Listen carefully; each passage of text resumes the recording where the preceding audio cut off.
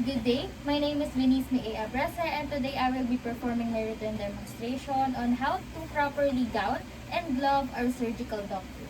So first is I already have my personal protective equipment. I have my OR gown, my sterile gloves, my mask, and my cap as well. So now we are proceeding in preparing our sterile field or preparing our sterile gown and gloves while maintaining our surgical asepsis. So as you can see here, I will now be opening my package.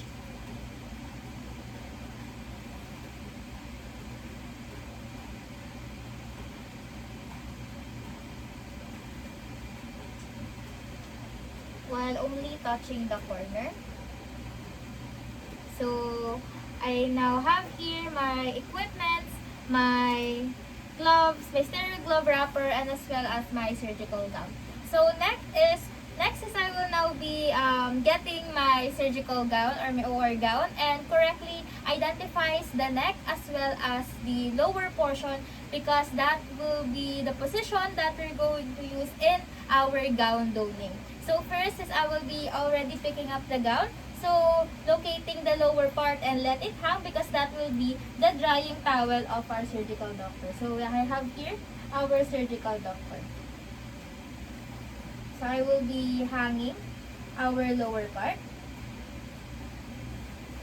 So let the surgical doctor dry their hands. Okay, and then after that is I will now be holding the gown onto its neckline.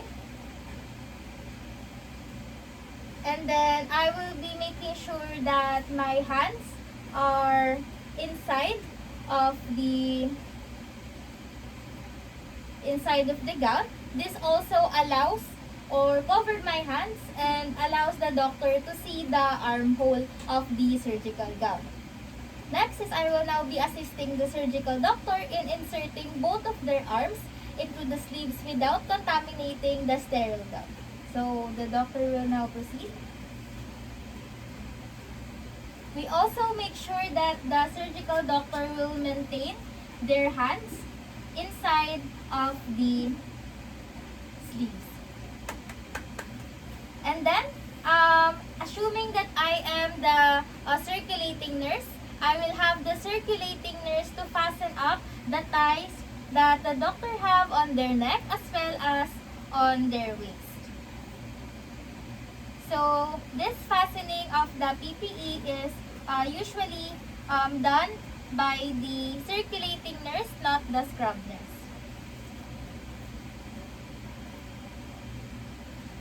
After completely fastening, okay, the surgical doctor may turn towards me. I will now be assisting the surgical doctor in opening or performing the open gloving po. So now I will be opening my sterile package of my glove using the aseptic technique. And now I will be opening the wrapper.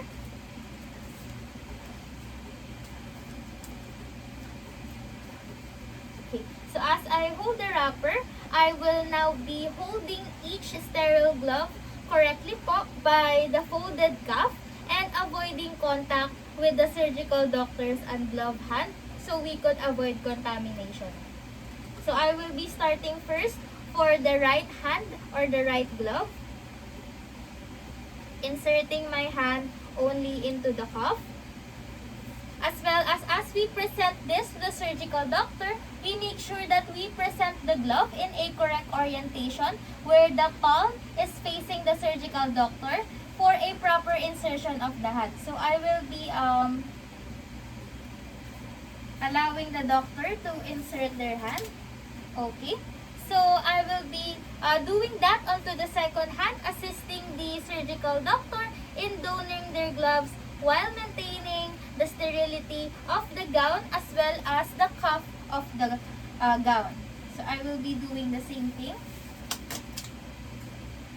Okay, and then after that, I will be allowing the surgical doctor to adjust and fix their surgical gloves. Okay, after that is we make sure that we maintain the sterile field throughout the gowning and the gloving by avoiding any contamination and observing our surgical aseptic technique or aseptic principle. So now I will be demonstrating on how to handle our sterile item or supplies confidently by using the appropriate body mechanics and hand positioning. So we always make sure that our hands are level above our elbow. So the surgical doctor, so assuming we are preparing the OR procedure, the doctor may ask for certain OR supplies and I will be handling it to them. Season. Okay, so the surgical doctor may use that and I will be getting that once again. Tissue also.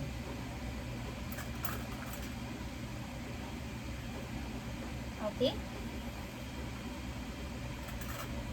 And then after that is the way that we are going to handle our equipment to our surgical doctor. After that is our readiness for the surgical procedure. So in being ready for the surgical procedure, we make sure that both the scrub nurse and the surgical doctor maintain their hands in the position above the elbow. Or if they have a chest pocket, they will maintain their hands on the chest pocket to avoid any contamination before starting the procedure.